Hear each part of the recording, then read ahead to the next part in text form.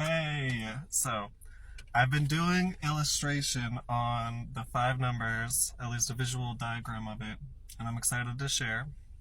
In my previous video, I discussed how the five relates to the quartz in the tarot, or how we could see it as that.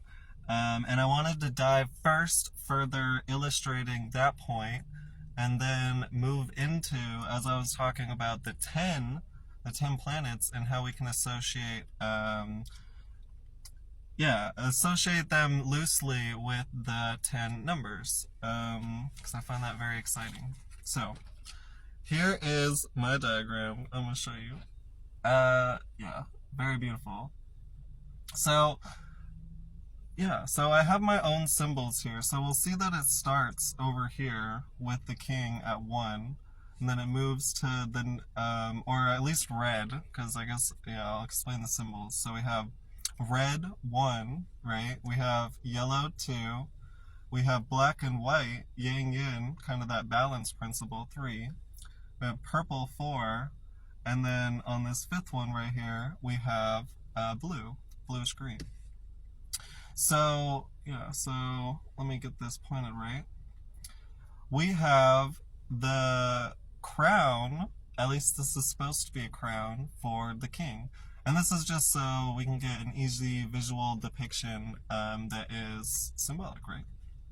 So we have a crown for the king, and then next we have a sword for the knight. And interestingly enough, I use 2 lines, right, for the sword, as it is 2. Next we have the ace, which is an A, so it's probably the easiest one to recognize straight up.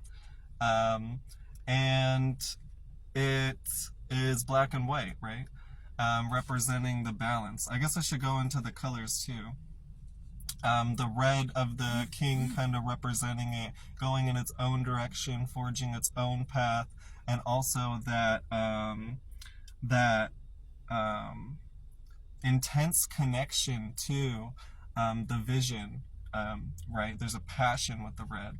And then moving to the knight, there is more of an execution. There is an ability, and there are things moving around, right?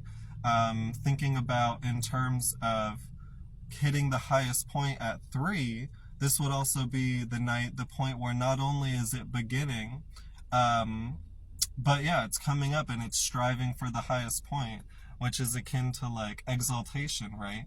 Because it's not that you've just hit your pinnacle and you're receding, right? But you're on the upward journey, right? Which is super cool. But there's more of a sense of activation, right? And calmness, right? We've defined and sort of fought for the control in the red, in the 1, in the king. And then we sort of move to the knight, where then we can sort of execute, right? Once we understand what we want, right? So then we can sort of just move towards it, right? And fight for it and put energy towards it. So then we move to the actual thing, right? So this is the point of realization in the center, and it's also the point of change, right? Because this is the point where we're moving from one side to the other, right?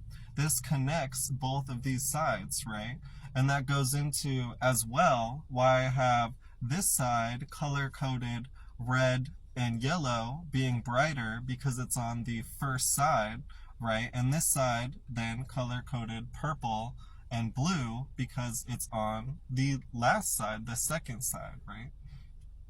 So now we're starting to fall, right? And the thing about so the thing about this is now this is sort of the contraction, right? Because now we've hit the highest point, and now we have nowhere to go from but down, right? So it's not even quite at the end, right, where it can let go and it sort of loosens up away from this reality, right? It's sort of carrying things on until we're letting go, right?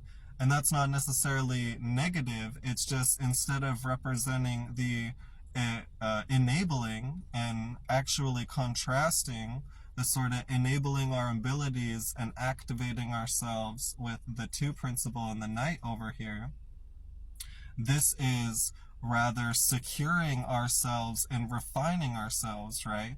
Versus enabling to do something new, right? And sort of freeing and liberating, right? With the night, we're sort of trying to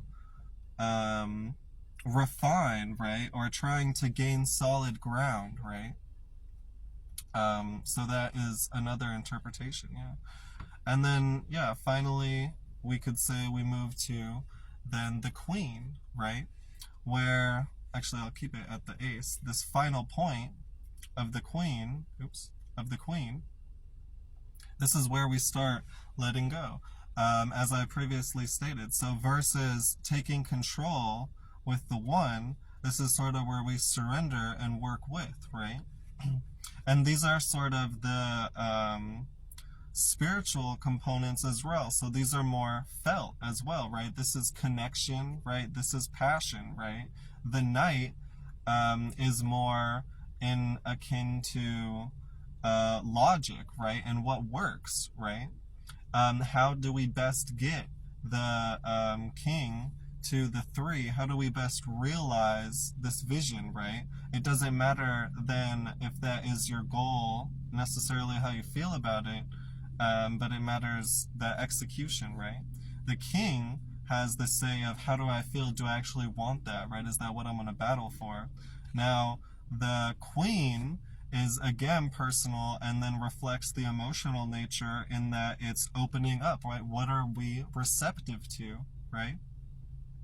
And then again, what we're receptive to, we're going to accumulate. So this is going to the dry, contracting nature I said before of the page, and how we keep what we want, right? And we sort of let go of what we don't, right?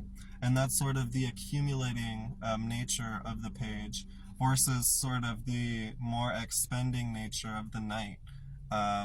Similarly, in taking control and surrendering control, right, with the queen and the king, being that we have a yang side over here, and then we have a yin side over here, right?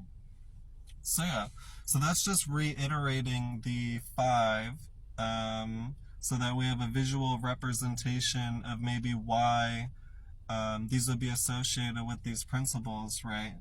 Why the center point would be foundational, why this beginning point would be more creative, maybe why this end point would be more surrendering and receptive, right? And so on and so forth with the activation, right, and the accruing, right? Yeah. So I guess that is just the first one. So this is just reiterating then the five, a little bit about them. Oh yeah, and then I guess we could talk about how this relates a little bit to, like I talked about in my previous video, then like the Chaldean order and what principles this is drawing off of, right? So we would have one side that is more personal over here, or at least quicker, right, with the fire and the air. And then we would have the earth and the water. Oops, sorry, I have it flipped, so I keep getting confused, so that you can see it accurately. Yeah, with the earth and the with the earth and the water, we kind of have this slower, more feminine side, right? This is also true in a way in that like the planets split these rulerships, right? So for example, if we have Venus, right? Venus is going to rule a Libra and a Taurus, right? A air and an earth, right? Just like Mercury is going to rule a Gemini and a Virgo, an air and an earth, right? Similarly with Mars and Jupiter, Mars ruling a fire and a water in Aries and Scorpio, and Jupiter ruling a fire and a water in Sagittarius and Pisces, right? So, interesting facts about this interpretation of the five. But again, this creative. Let me know what you think.